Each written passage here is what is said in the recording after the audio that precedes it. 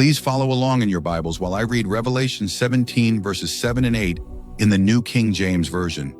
But the angel said to me, Why did you marvel? I will tell you the mystery of the woman and of the beast that carries her, which has the 7 heads and the 10 horns. The beast that you saw was, and is not, and will ascend out of the bottomless pit, and go to perdition.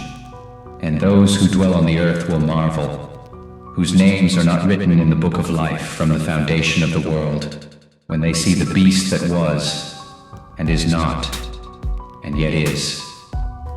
Dave, these are very difficult verses, especially verse 8. Could you shed some light on verse 8, please? Bill, I would be happy to.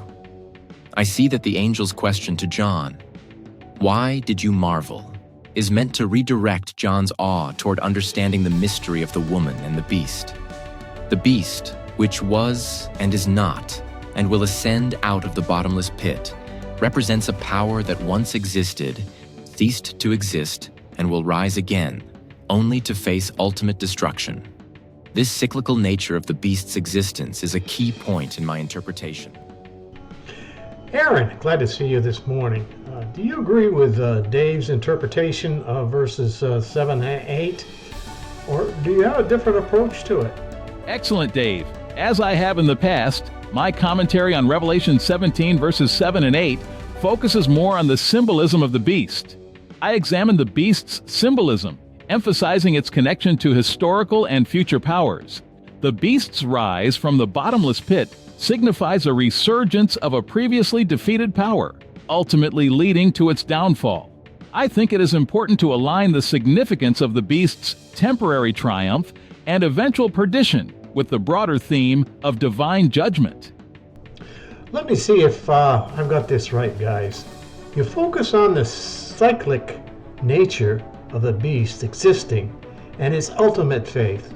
Dave, you emphasize the angel's role in guiding John's understanding, while Aaron gave us a broader historical and prophetic context.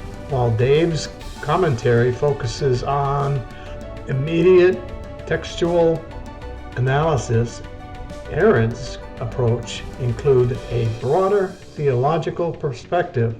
Who is the beast? Who is? It is not, and yet is. What's the answer to this? Let's refer to Revelation chapter 20, beginning with verse 2, which reads, "He laid hold of the dragon, who was that serpent of old, who is the devil and Satan, and bound him for 1,000 years."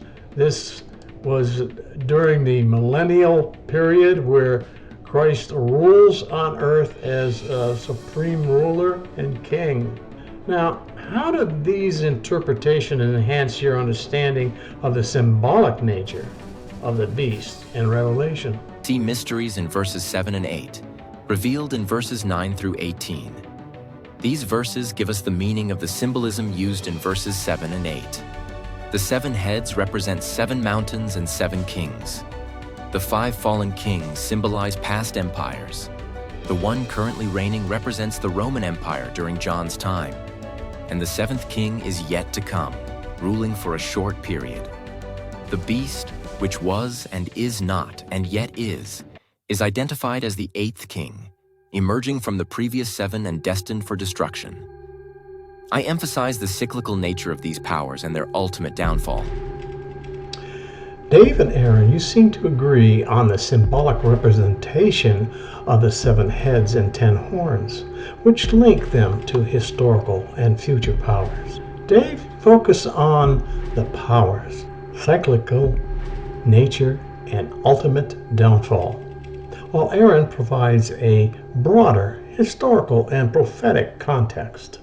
Dave's commentary focuses on the textual analysis, whereas Aaron's approach includes a broader theological perspective. I'll leave you with this question: how do these interpretations enhance your understanding of the symbolic nature of the beast in Revelation? This film clip was indeed short. However, we covered the chapter sufficiently in Part 1 and Part 2 to answer the last question. This clip shows us the meaning of symbolic representation from different perspectives to give us a well-rounded interpretation of Revelation 17. I do hope that each and every one of you listening to this film clip will be able to make it to our forum study on this subject in Middleburg, Florida. Our forum starts at 9:30 a.m. and lasts for about an hour. All are welcome. Until then, God bless and thank you for